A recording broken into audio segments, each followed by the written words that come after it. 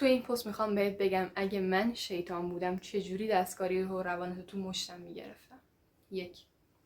اول میومدم انقدر مسخرت میکردم که فکر کنی یه آدم بی‌مصرفی.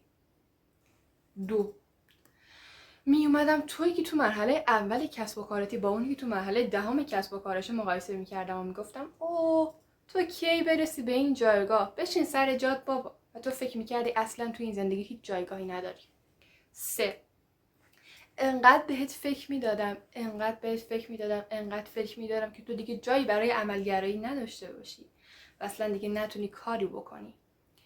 من با این 3 کار میتونم هر آدمی از پا در بیارم.